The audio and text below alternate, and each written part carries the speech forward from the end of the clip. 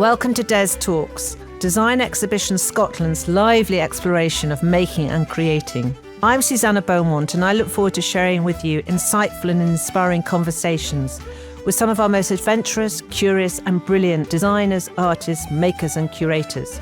We talk ideas and inspiration, challenges, ambitions and the joy of creativity. In this episode of Des Talks, we explore and celebrate the life of the artist Donald Locke. Born in Guyana in 1930, Locke moved to the UK in the 1950s, and in 1959 he headed to Edinburgh College of Art to study fine art. It was here that he pursued his interest in clay, melding together influences and ideas, materials and techniques to create extraordinary assemblages, installations and paintings. Locke later moved to London and then to the States. He died in 2010. A touring exhibition, Resistant Forms, celebrating Locke, opened this year at Spike Island in Bristol. It's currently on at Icon in Birmingham and will open at Camden Arts Centre in London next year. I'm delighted today to be talking to Tiffany Boyle, a Scotland-based curator who's done so much to bring Locke's work to a wider public attention, curating in 2022 Afro Scots at Glasgow's Gallery of Modern Art, and Brenda Locke, Donald's wife and manager of the Donald Locke Estate, who's based in Atlanta, Georgia.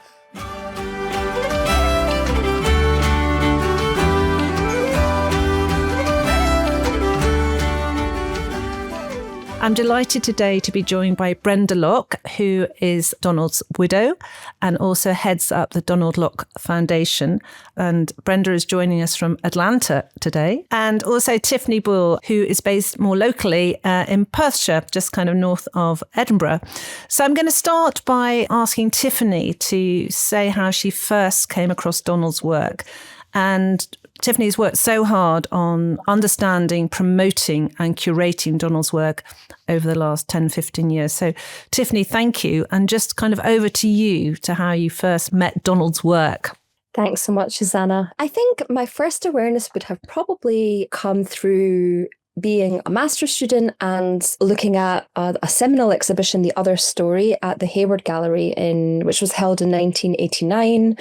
Lots of contested things about that show. It was curated by Rashida Reen, and Donald's work was included in that. I think I would have probably also seen, before I came to properly research his work, Trophies of Empire, which is one of Donald's most famous works.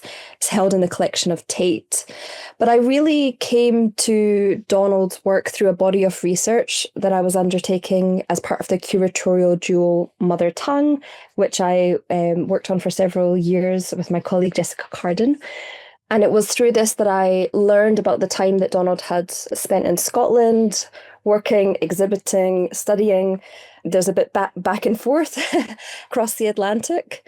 And for me, this is where the intrigue really began. So in 2016, we had received a grant from the Paul Mellon Centre for Studies in British Art in London for a project titled Afro Scots, which would try to, for the first time, bring into a single space and place the history of Black artists working in Scotland.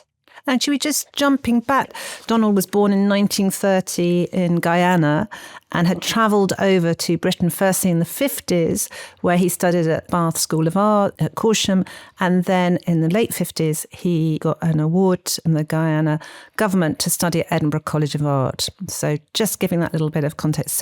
So you were made aware of his work through this kind of programme of research funded by the Paul Mellon. Yes. So it was a very small grant. It was, I think, £2,500, but it allowed a period of archival and collection-based research.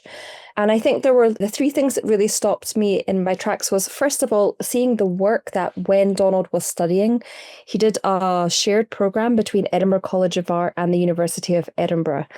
And it was a postgraduate program, kind of, I think we would frame it now more as a PhD. But the work, because it was early career work and he was still more situated in studio ceramics, the work seemed quite at a distance from, for example, Trophies of Empire, which I'd seen in Tate. So it was kind of like having the beginning of a story and the end of a story and not knowing what happened in the middle. A second thing that really intrigued me quite early on in the archival and collection research, it becomes really apparent that Donald is not just based in Edinburgh, studying and making his own work. He's an organizer. He's curating the work of his peers and later on the work of students who he was teaching in Guyana and presenting exhibitions publicly, which brings him into contact with some key figures in Edinburgh, such as Richard DeMarco. And I think the third thing that was really significant for me is, that first period of study is 59 to 64. Donald comes back through a British Council bursary in the late 60s, but even until the mid 70s, he's still participating in exhibitions.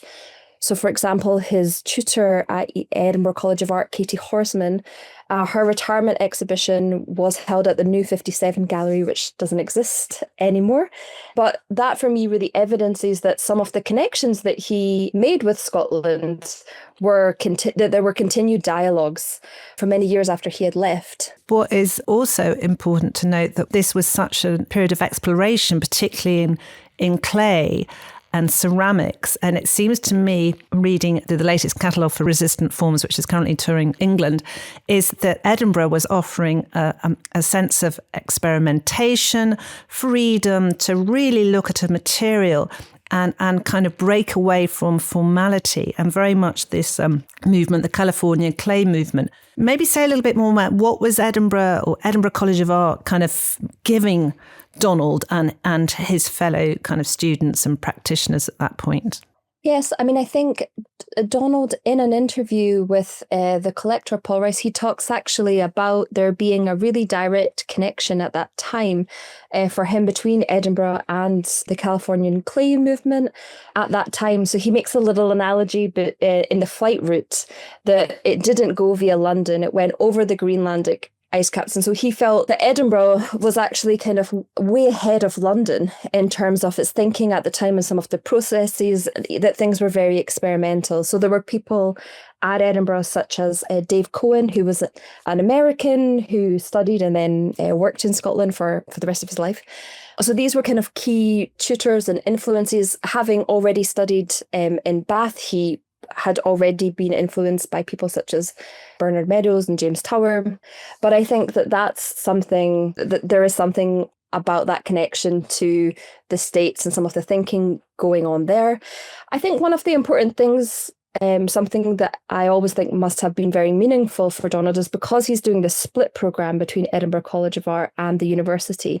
He is not only studying art and art history, but he was also doing modules, for example, in moral philosophy and social anthropology. And I feel like those must have also been really meaningful for him, thinking about about the way that his work engages with histories of people, of power, of hierarchies, of social structures that were ruthlessly put in place of the plantation system in the Caribbean. And Tiffany, I know you've just visited Donald's exhibition at the Icon Gallery in Birmingham. Do you just want to give a kind of overview of the various gallery spaces and the work that they're showing?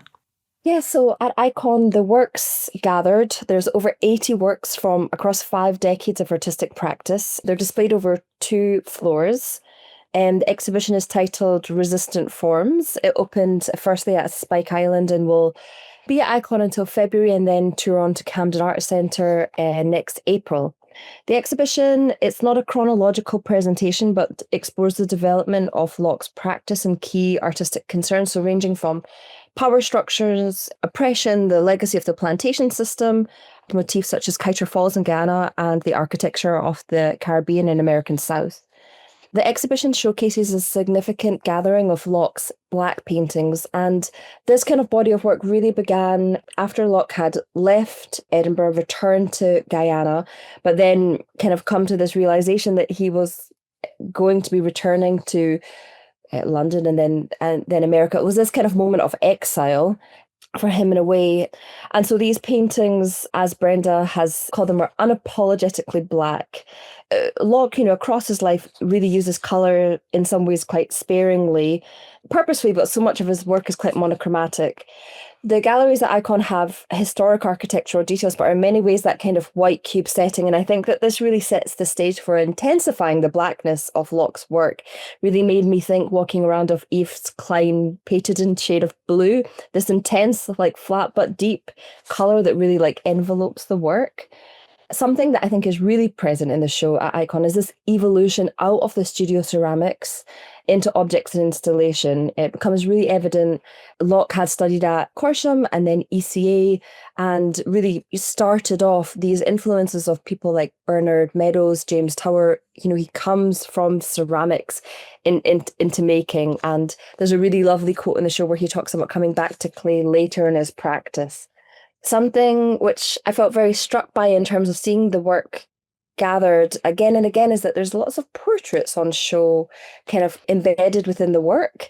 So that presented itself in various forms, portraits of historical figures to an exploration of the self through the artist's own image, portraits cropped from printed materials to images that felt like they'd been created as some kind of like profiling as a means to control. And I think that that's, really the wonder of such retrospectives, is that you're able to see the work in a single space and it brings things into the spotlight. And what I felt that he had so much curiosity about materials, whether it's clay, paint, canvas, grabbing little kind of found images, pieces of wood. I felt there's such a keen eye of observation and then gathering. I think one of the things that's really maybe important in his biography, even before this kind of evolution out of studio ceramics, so Locke is born in 1930 in Guyana, and as a teenager attends the Working People's Art class, which was led by Edward Burrows, who is kind of often referred to as the father of kind of Guyanese art. And really one of the lasting influences on Locke's practice from Burrows was this kind of technical exploration. I think there are so many of his peers. I was thinking about a work that's in Glasgow Museums collection from Tam Joseph, which has kind of like sand mixed into its surface as well. I guess the exhibition so much kind of is about that relationship with modernity, modern art. And there are so many directions in which you could reach from that. But it's really evocative. When I've looked and having recently visited the Icon exhibition where Resistant Forms is currently on, these wonderful ceramic forms, curvaceous, biomorphic, pods, bodily. They're beautiful and exquisite, very earthy, reddish, black colours. They are extraordinary vessels, aren't they? Yeah, and I think that there's something also to be said about the use of colour sporadically. So Locke's work throughout his lifetime is predominantly monotone. But before leaving for Bath in the Working People's Art class, and one of the influences of Burrows on Donald that was lasting is the way that, for example, he would look to mix in unusual pigments, for example. And I think that there's something there in Donald's approach that continues to reflect that, and for example, like the patina, perhaps you would call it, of the surface of his works. But they're very tactile. It's sometimes the ceramic forms, they're ambiguous, or their meanings can be interpreted in many ways. So for example, with the Other Story and Trophies of Empire, there's some ongoing correspondence that you can see between Donald and Rashida Reen, the curator, about some of the ceramic forms being quite phallic in nature, but for Donald is primarily interpreting them as bullets, for example. And there's a lot of discussion about I guess the exoticized other body versus violence, and that's a whole different thing to unpack. Just when I recently saw the exhibition to see the Trophies of Empire, it seemed a very different work to me from the ceramic vessels. It seemed rigid, it seemed hard, it seemed tethered, it felt captured, confined, kind of claustrophobic, and you say kind of dating from the early 1970s and purchased by Tate in 2015. It felt like mapping, and I know again reading the catalogue, he talks about growing up between the plantations of Guyana and that rigid economic system, obviously enslavement, colonial legacy. Perhaps Brenda, bringing you in, you first met Donald in 1970s London, so he'd finished at Edinburgh, had moved south. How did you first encounter him and his work? And also, what was the kind of landscape of London contemporary art scene in the 1970s? It seems that Edinburgh was very hospitable and that he was very engaged in curating and playing music, I understand here. So can you just kind of tell us a little bit more about the London years? So, hello, Susanna. Thanks for your program and Tiffany's input, which is always wonderful. So, yes, I met Donald in the 70s, and In 73, we moved into an apartment off Ladbroke Grove. Anybody who knows that area of London, Ladbroke Grove runs parallel to Portobello Road. Portobello Road in that area was, what would that be considered? Almost northwest London. I bring that up because moving into an expansive apartment allowed him to expand his work immediately. So I think that the Edinburgh years, he was still doing the anthropomorphic forms, which, let's remember, was a callback to people like Bernard Meadows and James Tower. But concurrently with that in London in the 70s, he was painting three-dimensional, and all of the mixed media sculptures started there. So the work expanded tremendously in the 70s years. Very experimental. He did have exhibitions, the most important of which was at the Commonwealth Institute in 1975, which was, I think, at least 20 works, which included anthropomorphic ceramics as well as the Amore Plantation series. Talk a little bit more about the Plantation series, because this was a series of works which, again, incredibly is often monochromatic, intense, rigid, very structured works. It's almost if you're looking into cells or gain this sense of confinement and claustrophobia. But he's also bringing in this wonderful melding of materials, this sense of kind of gathering of ideas, both kind of came out in his use of materials as well. So can you just kind of talk through a little bit of that making process? Yes, it's fascinating, the making process, because he was always collecting. So I mentioned Portobello Road because Donald was not known for being an early riser. However, Portobello Road market on a Friday meant that he had to get up early to get to the market to manage to glean what he could before other dealers were there. So this was a weekly ritual. It's important just because that's the way he gathered materials. He did that throughout his life. So I think that what has come down to us now are about a dozen plantation pieces, if not less. But there were a lot more produced in London, some of which were very large, composed of many pieces. They didn't survive. So that part of the history still hasn't actually been told extensively, and it exists mostly in photo form. And they didn't survive because they weren't kept or moving back to the States, or was he an artist that tended to get rid of work that he didn't want to have around him, or just the practicalities of studio life? All of the above. I would say not because he wanted to get rid of anything, but he repurposed over and over again. So things were rejected in one form and came out in another form. So it was a very active period. The work was not regarded commercially. I believe it was very difficult for artists of color at that time. I think both artists and theater people and musicians, and it wasn't that easy. Donald's work at the time was politically and chromatically very black, a bit too harsh, a bit too difficult.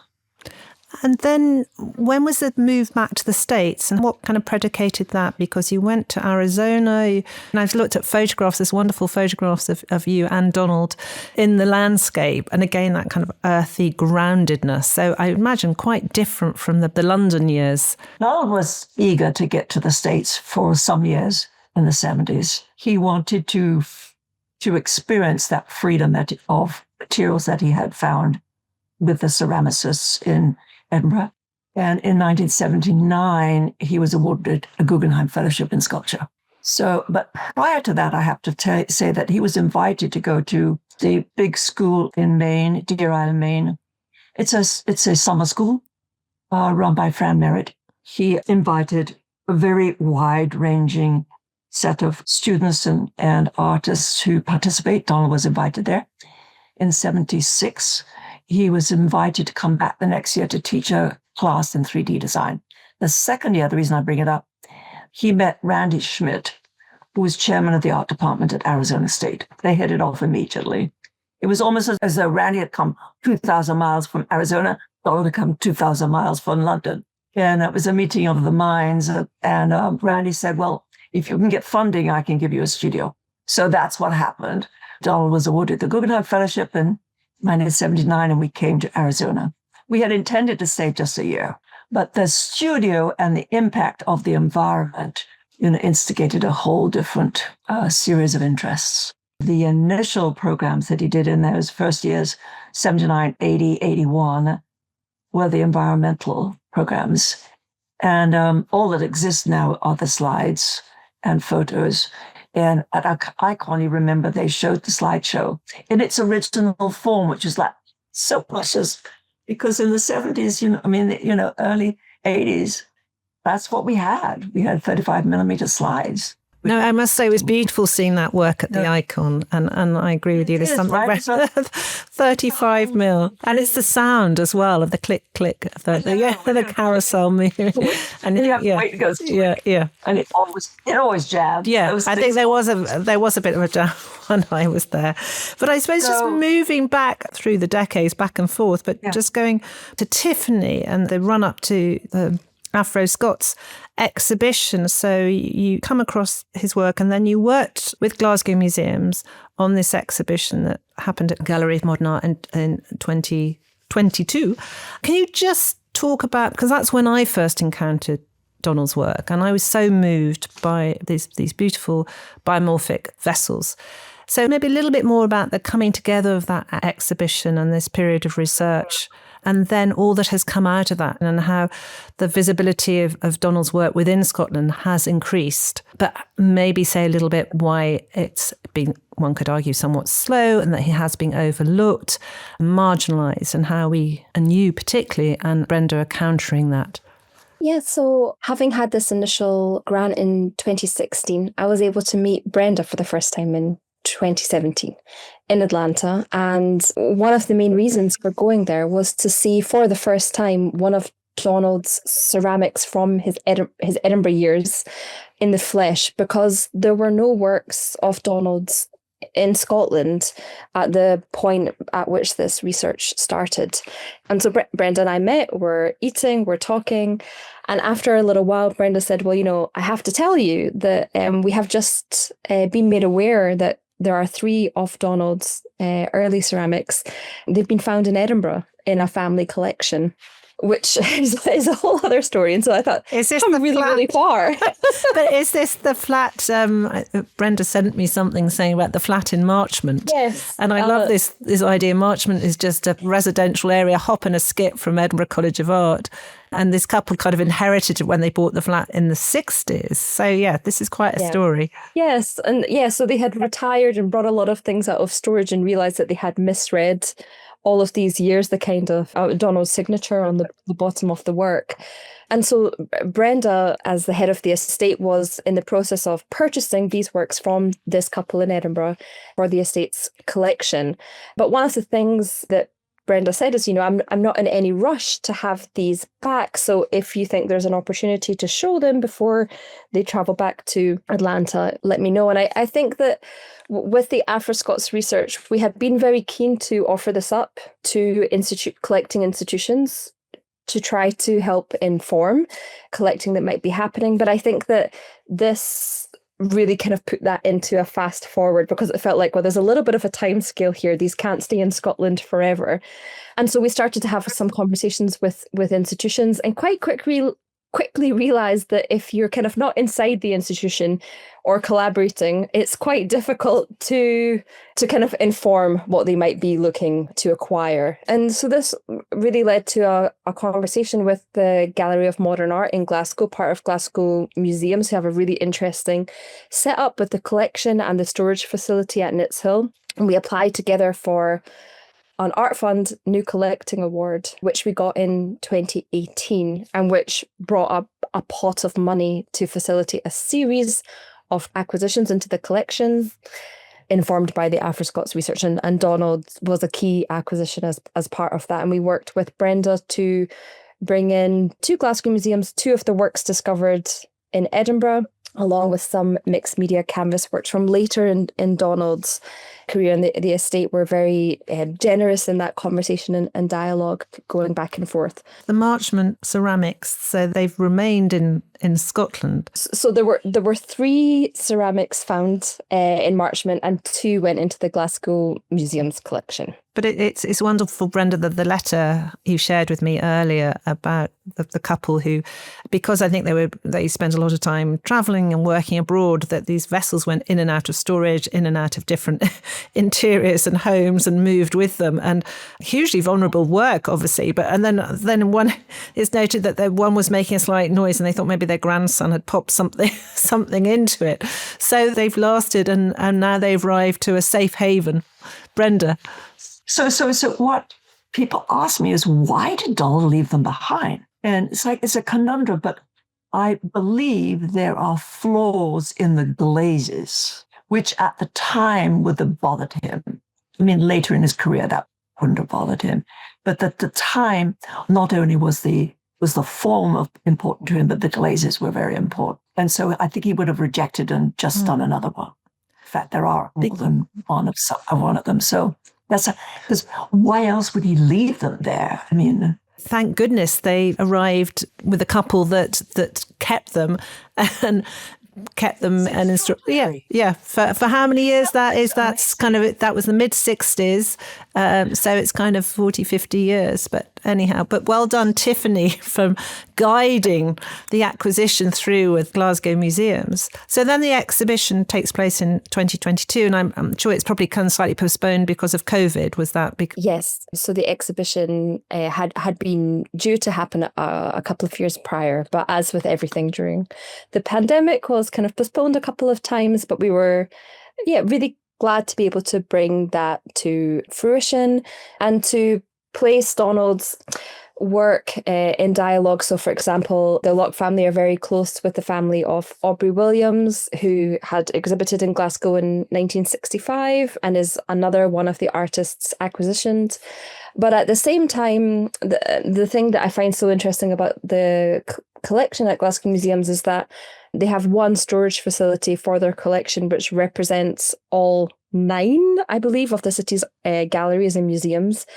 And so, for example, tutors such as Katie Horseman or Dave Cohen from ECA are in the decorative arts collection. So there's a lot of opportunity for work to not be in a kind of purely visual art territory. It can kind of cross boundaries and lines in the collection and have lots of different connections. We were keen that the work wouldn't kind of, exist in its one little spot, and for its story to be told in one particular way.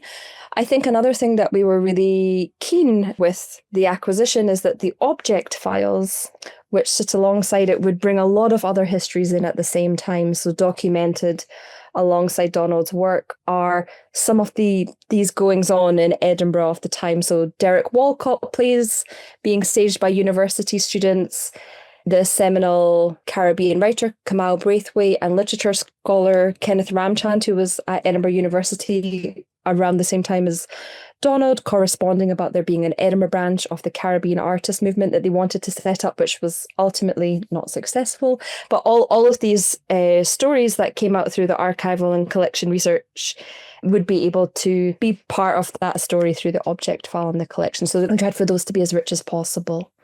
And of course, in 2020, we had the murder of George Floyd in Minneapolis by a police officer and Black Lives Matters movement. And Brenda, you must have felt that at that point, Donald's work was looked again with fresh eyes, or eyes that were more curious and open. How did you find that? You kind of based in the States most of the time, but you were kind of heading up his estate. Donald had died in 2010. Did you notice a kind of shift in attitudes? The George Floyd, that incident and that whole consequential series of events was consequential to the art market and to artists and to across the board. And the influence was to be found in the UK as well. I think that all sorts of attitudes changed. People of color, their voice was finally heard in different levels and in different ways. I think that galleries and museums started looking at work as part of a education and exposure program. And gradually it's been increasing since. And have you found that, Tiffany, because since the acquisition by Glasgow Museum, work has been acquired by the National Museum of Scotland, University of Edinburgh, how have you found that there's more engagement with his work and more knowledge of his work?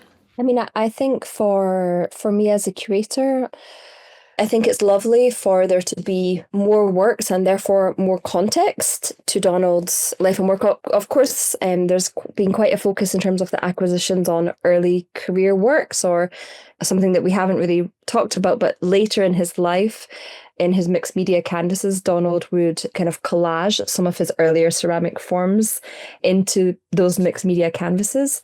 So there's a bit of in terms of what's been acquired, there are works definitely from later in his practice, but it is quite focused on his early career. I mean, I think we always hope that the research, I guess, could act as a kind of advocacy or raising awareness of.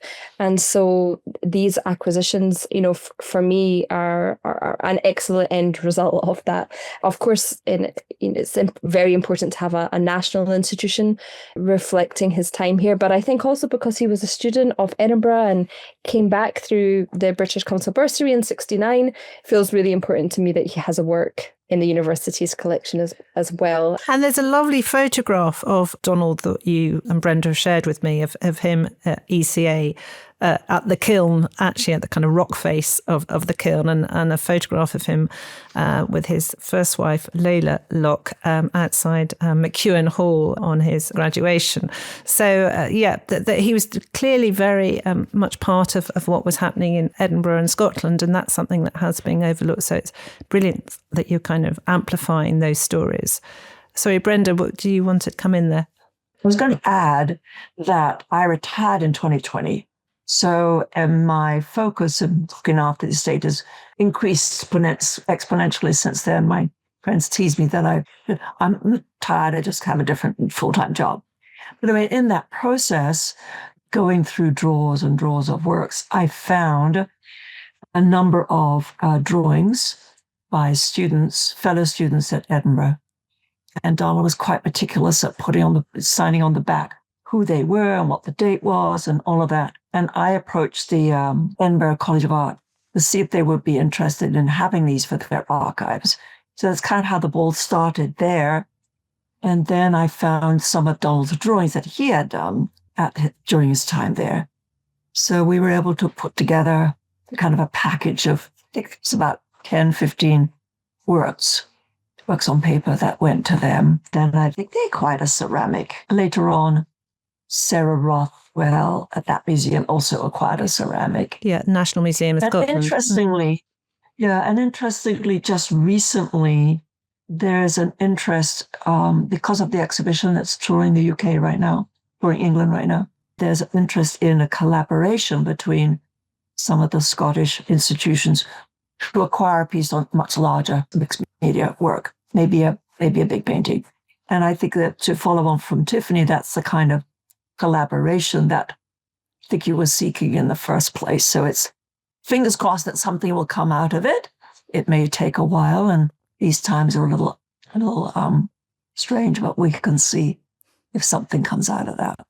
Yeah, we should say the exhibition started at Spike Island in Bristol, is currently at Icon in Birmingham, and will be touring to Camden Arts Centre in London next year. April next year. It seems a shame that exhibition is not coming to Scotland. Were you aware that there was a conversation about possibilities, or lips are sealed?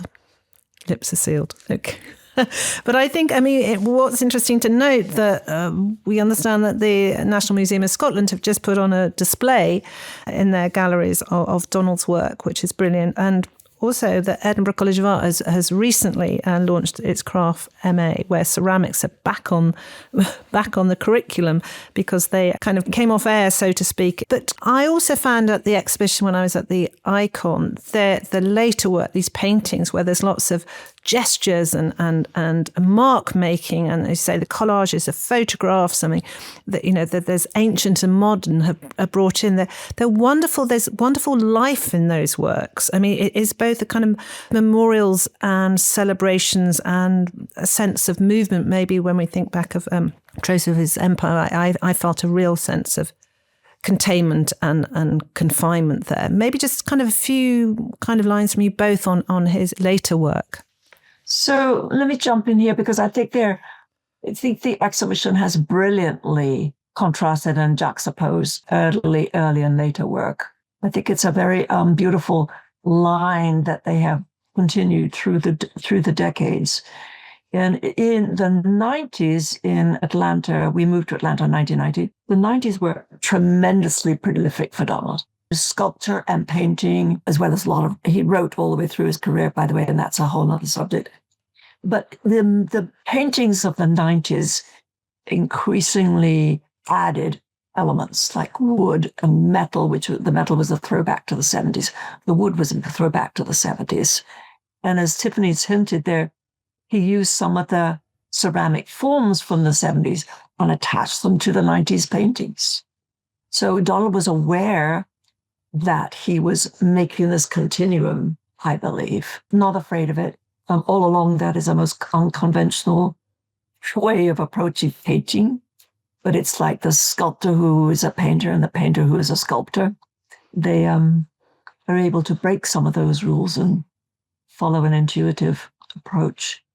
Regarding the information as far as the collaging, Tiffany has written about this as well, that there seems to be a need to record and code some of the passage of time that artists in the diaspora have to deal with on a day-to-day basis. I think some of Tiffany's research has hinted in that, even back to the work in Edinburgh. I mean, what I also read in, I think it was a Guardian review of the current exhibition by Eddie Frankel, the Overburdened with the Pain of Colonialism, as much as there is this life, do you feel there is this kind of gathering of a past? You're very aware that the work is very rooted in both the historical, and maybe that is by taking materials from the past, or those pieces of wood or photographs that look like they're dating from the 40s or 30s even. Would you agree, Tiffany, that there is this kind of constant kind of taking, whether it's literally or metaphorically, from the past and putting into a more recent work of his later works? Yes, I mean, I think it's interesting that Brenda mentioned the fact that he was also a writer. And I think, for example, in his papers, which are held at the Stuart A. Rose Library at Emory, there are both poems that Donald wrote, which discuss the plantation system, discuss colonialism in the Caribbean and the New World. But also he had been very, very actively trying to put together an art history of Guyana as well. So I think understanding the role of having information put down coherent, having the sense of where you're coming from in order to move forward, I feel like is very much reflected there. I mean, I think one of the things that I would have maybe wanted to add on to your other question in terms of the kineticism, perhaps, of the later mixed media canvases. I talked before about the early career in Edinburgh works and the later works kind of feeling like you've got the beginning and the end of a story. And I feel like something that happened in the middle is that Donald began to take some of his ceramic works on journeys. And then he begins to kind of performatively stage his body, other people's bodies, alongside them in the studio and outside. There's beautiful documentation in the estate, in the archives, of his ceramic and sculptural works placed on plinths and documented in urban London. And then, of course, this is expanded much further in Arizona.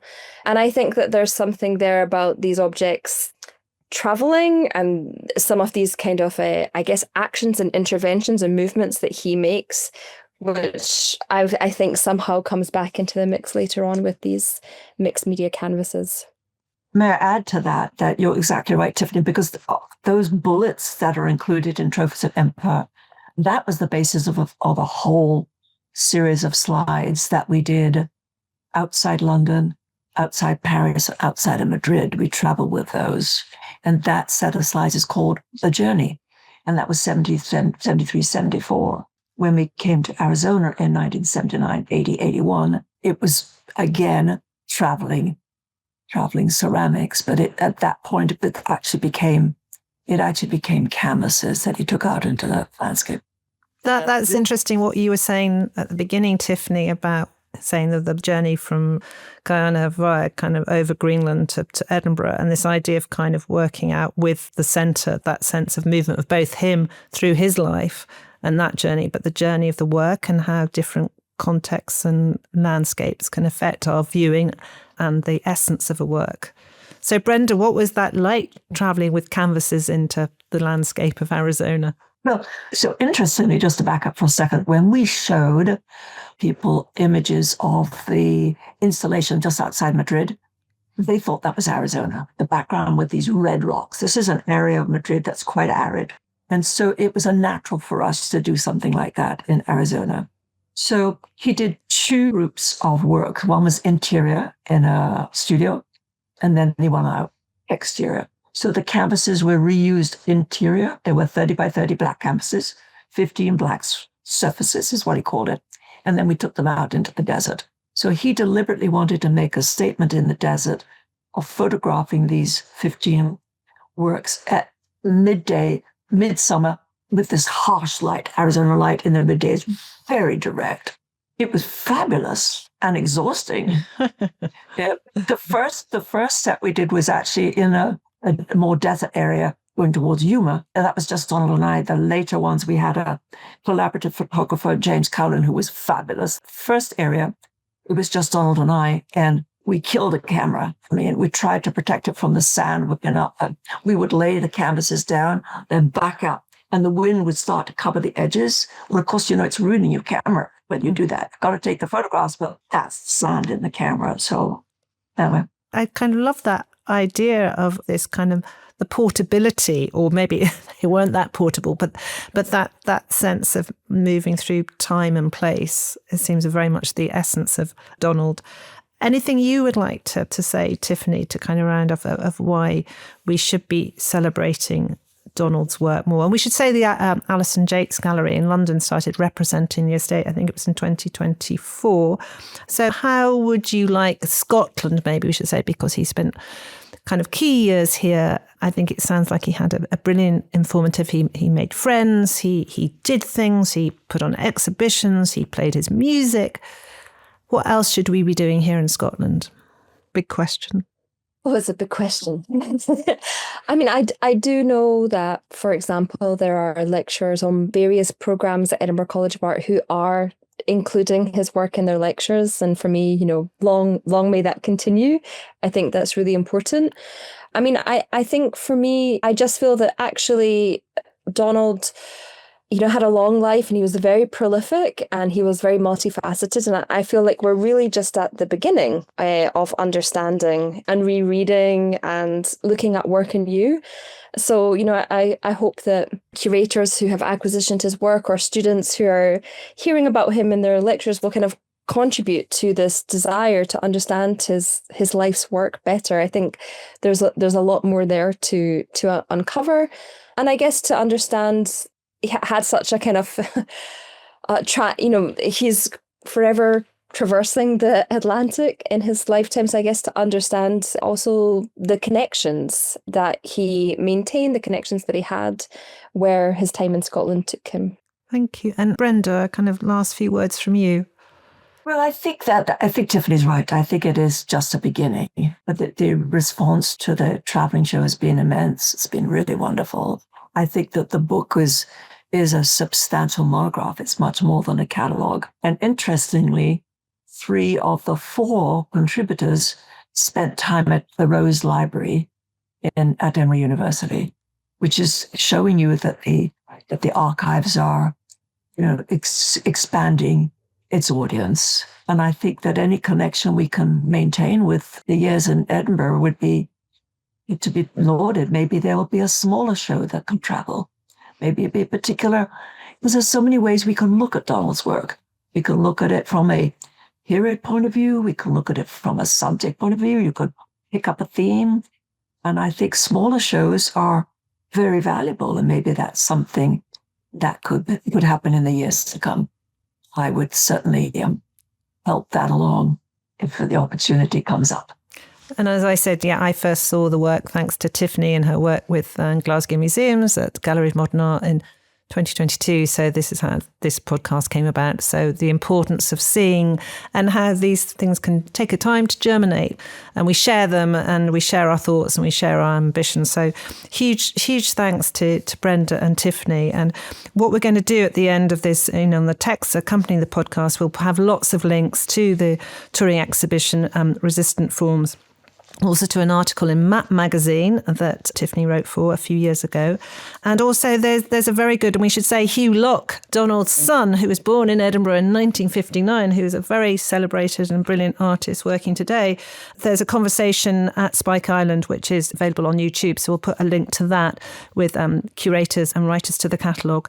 But huge thanks for such generosity and openness to talk about Locke's work and life. And thank you so much, and look forward to this conversation travelling far and wide, and let's see what will happen. But huge thanks to Tiffany Boyle and Brenda Locke. Thank you very much indeed. And thank you very much, everybody, for listening. Thank you.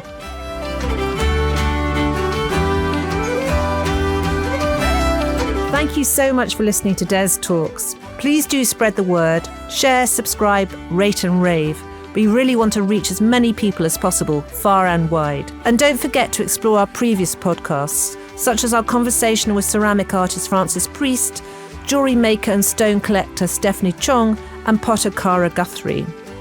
And huge thanks to musician Malin Lewis for Cycle Lane, which accompanies Des Talks, and Ryan Scott Film for production.